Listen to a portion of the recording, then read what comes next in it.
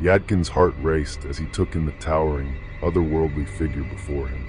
She was alien in every sense of the word, sleek, with skin shimmering a soft blue under the light, and an expression both calm and intense, as though she observed everything around her with a wisdom beyond his understanding. He was part of a small crew tasked with making first contact, observing and documenting the species from a safe distance. But one misstep, a careless slip on the alien ground, sent him plummeting from his perch straight toward her face. He barely had time to let out a startled yelp as he fell, and in a moment of instinct or curiosity, she opened her mouth, catching him on her tongue before he could react. He was stunned, frozen for a moment by the shock of the warm, damp surface beneath him. Her mouth was a cavernous space, like a strange cathedral of fleshy ridges and strange textures. Each breath she took filling the space with a warm breeze that smelled faintly of something sweet and floral, with a hint of sharpness. As he regained his senses, panic set in, and he tried to scramble back toward her lips, hoping to escape before it was too late. But his movements must have triggered something in her, an unconscious reflex or a decision he couldn't guess. With a powerful gulp, she swallowed him, and Yadkin felt himself being pulled deeper, sliding helplessly into the depths of her body. The passage down her throat was unlike anything he could have imagined. Her esophagus was a winding tunnel, warm and pulsating, lined with layers of slick, slimy tissue that squeezed and released in a gentle rhythm. The walls were a deep purple, glistening with a strange, jelly-like mucus that coated every surface. As he slid further down, the muscles around him contracted and relaxed, creating a sense of movement that propelled him deeper into her body. The descent was slow and disorienting.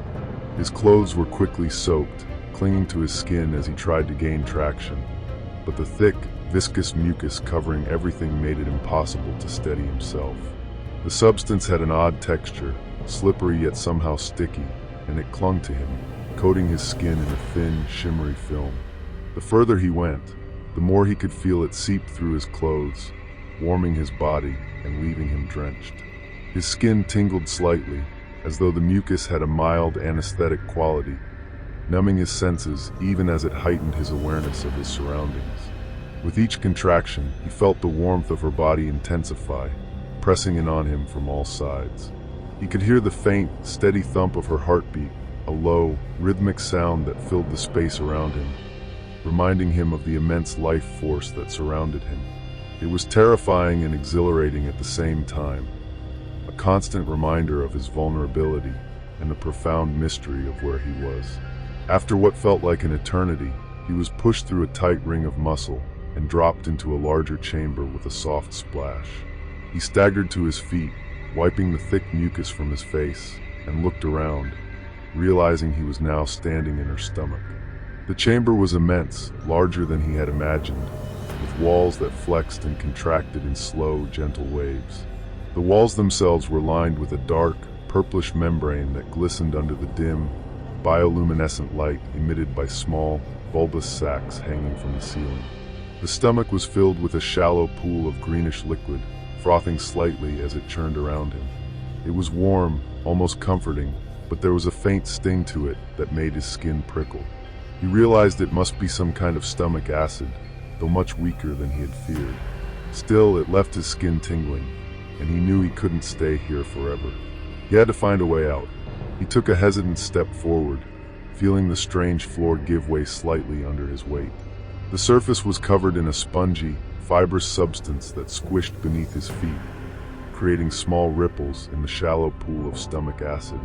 The texture was unlike anything he'd ever felt, soft yet resilient, as though it were a living tissue designed to absorb and break down whatever entered.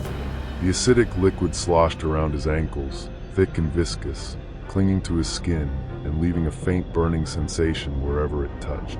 As he walked deeper into the chamber, he couldn't help but feel a strange sense of awe mixed with fear. He was inside her, a living, breathing alien being, and every detail of this strange, organic world was both beautiful and grotesque. The walls pulsed and flexed, responding to her movements and creating a gentle, rhythmic motion that seemed to lull him forward, as though guiding him through her body. The sounds around him were muffled but constant, a series of low, rumbling gurgles and distant, echoing beats. The stomach itself seemed to be alive, responding to his presence with subtle shifts and movements. Every now and then, the walls would flex more forcefully, sending a fresh wave of acidic fluid washing over him, drenching him anew and leaving him shivering as the liquid seeped through his already soaked clothes.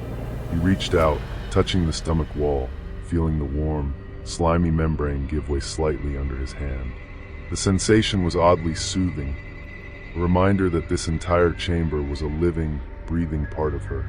His heart raced with a mix of fear and fascination as he pressed his hand deeper into the tissue, feeling the steady, pulsing warmth that radiated from within. He was acutely aware of how small and fragile he was here, a tiny intruder in a world far beyond his comprehension. As he continued exploring, his mind raced with a mix of emotions. He felt a deep sense of curiosity, a desire to understand this place and the strange being it belonged to. But there was also a gnawing fear, a reminder that he was trapped here, surrounded by muscles and fluids that could easily consume him. Every step forward was a reminder of his vulnerability, yet he couldn't turn back. The thrill of discovery, the strange intimacy of this journey, kept him moving forward. Finally, after what felt like hours, he spotted a small opening near the base of the stomach. It was a tight, muscular sphincter, pulsing gently as it contracted and relaxed. He knew it was risky, but it seemed to be his only way forward. Taking a deep breath, he stepped through the opening, feeling the muscles close around him as he squeezed his way into the next chamber.